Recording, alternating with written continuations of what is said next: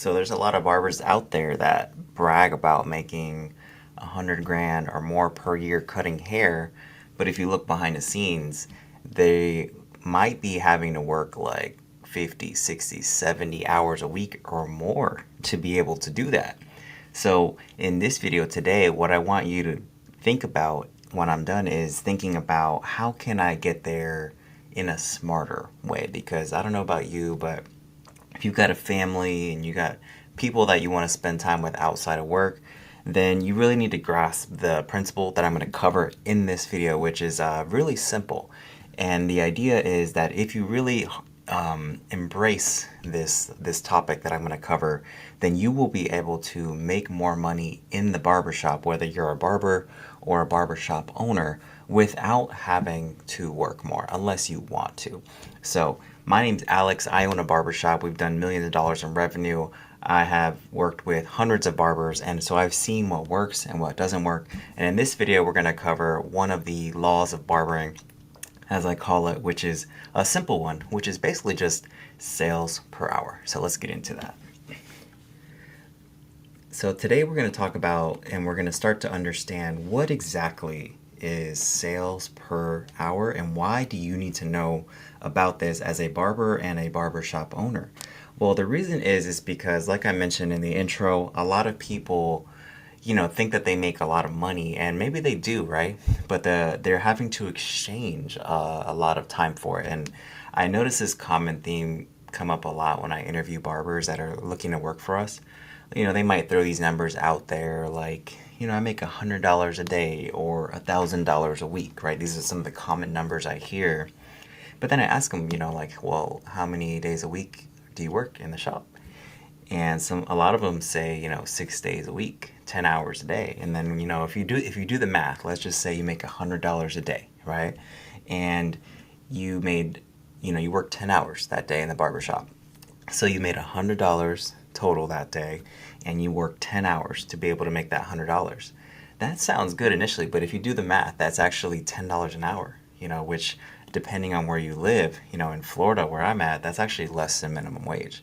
So I try to get these barbers to understand, and this actually helps with get over the resistance to getting paid by the hour, because you actually are getting paid by the hour, whether you realize it or not. No matter what structure you're on, you're getting paid by the hour. So the only difference is how much it goes up and down, right? If you're on booth rent or commission, then your hourly rate is going to be constantly going up and down. Whereas if you're on an hourly structure, it's going to be a lot more stable. So this is where I try to get barbers to understand that, you're always getting paid by the hour, and how much you make is a result of your sales per hour. So there's only really two ways to make more money as a barber or barbershop owner when it comes to sales per hour. And that's either you sell more time, you get more clients in, so you have to be able to, expand your hours in order to be able to do that. So if you're an individual barber, that means picking up more days. Maybe you work through your lunch break, you come in early, you stay late. But either way, you have to make more time available in order to be able to make more money, right? And this is what a lot of barbers do just because it's easier, right? And there's nothing wrong with that. If you got nothing going on outside of work, if you're just in grind mode, I don't see anything wrong with exchanging your time for money, right? I did it, to start my shop. I worked 7 days a week and no days off, right? So sometimes you got to do this in the beginning, right? But the idea is that you don't want to have to do that forever, at least in my opinion, right? You want to build something that's sustainable so that you don't burn out, so that you look forward to going to work. So in our shop, for example, our barbers work, usually no more than 4 days a week. In terms of hours, that turns out to be like usually around 35 hours a week. Sometimes people work less, and a lot of them our average barbers make, over $1,000 a week on average, right? Some make a lot more than that, but that's the average. So, and they can do that without selling their entire week in time-wise, right? They can have 3 days off. And and it's because we really embrace this principle of sales per hour. So it's not about how much you did in sales. It's about what did you do during the hours you were there, right? Because we have barbers that are making more than the barbers that are in the shop more, and it's because their sales are higher. Their sales per hour are higher. So if you can't work more, then you have to focus on the other side of the equation. You can't increase your hours, so you have to figure out, how do I get more for the hours that I do work? And there's a few simple tactics really, but basically it all breaks down to, you have to get more for the hours you work, and there's a few ways you can do that. So we have time management is probably the easiest way. And to back up for a second, the reason why I don't want you to lean too far in this direction, because I see a lot of barbers that rush through haircuts, right, to get on to the next guy. And it does put more money in your pocket temporarily, but what are you going to do on a slow day when there's nobody waiting? So you really got to flex this muscle of, how do I think about, how do I get clients to spend more? That's the idea, right? We want to get clients in the door, and we want to get them to spend the maximum possible. And there's ways to do that without selling more of your time. But if you're taking, an hour or more on a haircut, especially if you're not in a high-end barbershop, then you're probably not making as much money as you could, right? Then you can probably double your income by going from an hour-long haircut to a 30-minute haircut without affecting the quality of the haircut at all. And this is actually one of the first courses that I made for my Barbershop Owner Mastermind.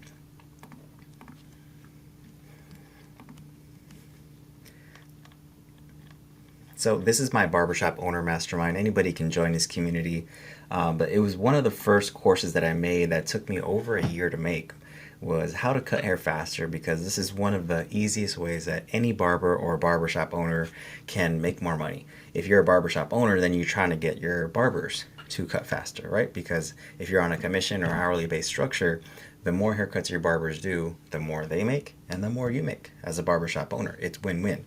The key is, as long as they can maintain the quality, everybody wins. If you can get your barbers to do the haircuts a little bit quicker, right?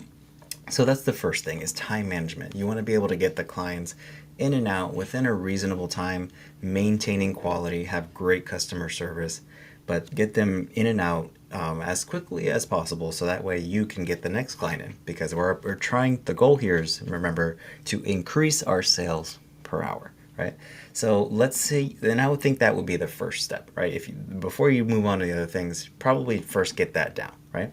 Because the next thing is, you can raise your prices, right? So a lot of barbers do this as well, right? Instead of focusing on how to cut faster or get other ways to get clients to spend more money, they often just turn to, well, I'm going to raise my prices. Well, I would say there's nothing wrong with that, right? Especially if you need it for your business to grow. But if you're not like fully booked, and clients are can't get an appointment with you because you're so busy, then this might not be the right time. I think that it's when you have the basics down for pricing, right? Assuming you went through, I have another course on pricing in my Barbershop Owner Mastermind. If you've got your prices dialed in and you're charging what you're supposed to charge to grow your business, and you're still busy, then you can then for sure go up on your prices, right? At a certain point, maybe that this isn't the right thing to do either. So then it turns to the third strategy, which is, okay, we are getting the haircuts done on time, we're priced right, but we still want to make more, right? We still want to make more per hour. So the only other way to do that is to sell other stuff, right? So you can sell retail, which is probably the easiest thing that every barbershop can start doing right now, is start just selling more products, right? And it's the only thing that actually doesn't involve you selling time, right? Because you already got to talk to this client for 15, 30 minutes or more, right? So you can use, instead of shifting, talking about sports the whole time, you can take a couple minutes to, plant the seed on, hey, do you need some product? Do you want me to use this thing in your hair? And it doesn't actually cost you any time unless they actually want you to style it for them. But if you think about it, yeah, you can double what a client spends.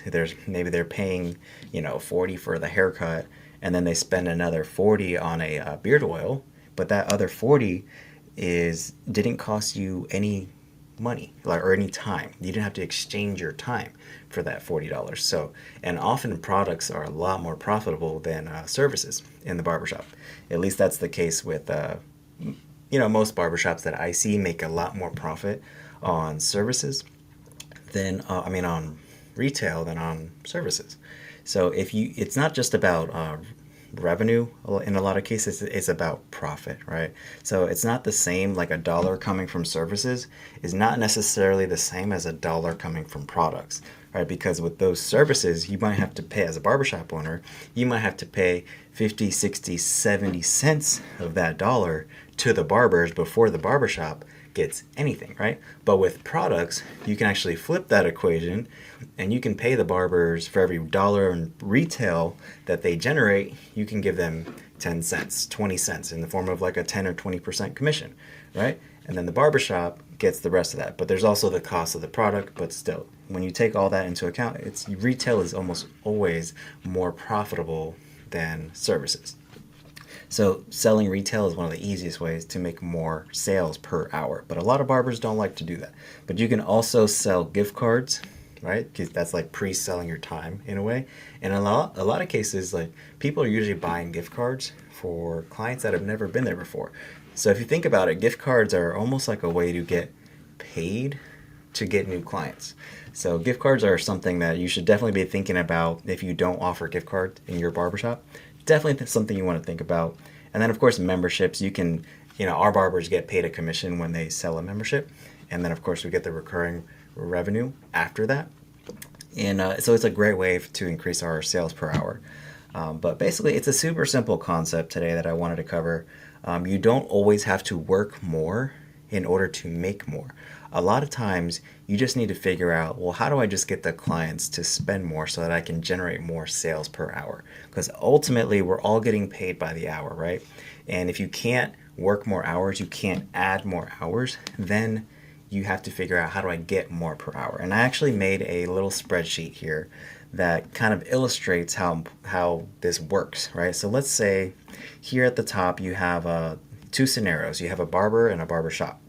So the revenue goal for the barber, let's say they want to make 100 grand, okay? And then the revenue goal for the barbershop is that they want to make, let's say, $1 million. So let's say you want to make $1 million a year in just top line revenue for your barbershop. So that's what that looks like, okay? So these are the resources that we have to work with. You have, if you're an individual barber, then it's just you, right? That's all you can control. And then for a barbershop, you have your barbers. That's your resources that are available. So if you want to make $100,000 a year as a barber, that's a great goal, by the way. Nothing wrong with that, but just know that it's going to take some work to get there, and most barbers don't get there, but you can. It's absolutely possible with the numbers to make 100 grand a year. And the same thing with a barbershop. Like most barbershops never make more than $1 million a year. But is it possible math-wise to get there? Absolutely. You just have to really understand what I'm about to cover. So if you're working 40 hours a week as a barber and you're getting about $40 per hour in sales, then you can expect to roughly generate about this much per week, about this much per month, and about this much per year. So that's going to make us fall short of our goal of 100 grand. So that's not good, right? We want to make 100 grand. So what are we going to do? So what a lot of barbers do is they just pick up more hours, right? So let's say you pick up an extra day and you go from 40 hours a week to, let's say, 50. So that'll get you there, absolutely, right? But you also had to sell another day, right? So that was another day that you miss with your family, your kids, your loved ones, your friends, whatever you just like to do at work. So the reason why I think you should understand this concept I'm trying to cover in this video is, well, instead of picking up another day, what if we focused on this right here? What if we just got better at selling products? We got better at upselling services, seeing if the clients want anything else besides just a haircut.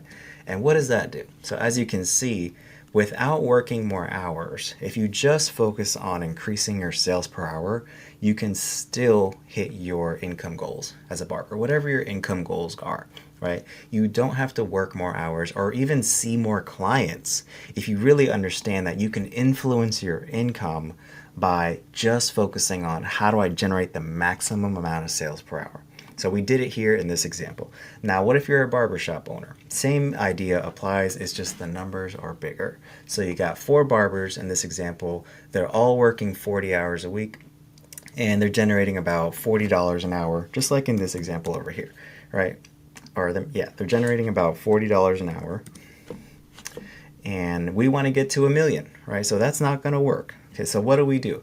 So in most cases, like if your utilization is high, right, you're busy, then it usually makes sense to hire a barber.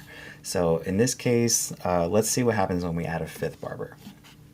So we went from 4 to 5, and here we go.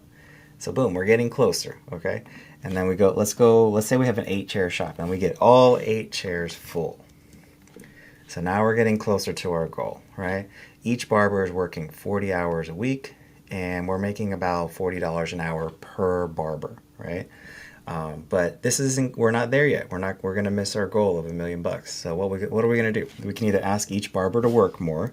So what if the barber wants to work 5 days a week instead of just 4? So we increase their hours to 50. Boom, and that gets us there a lot closer. But what if they don't want to work more?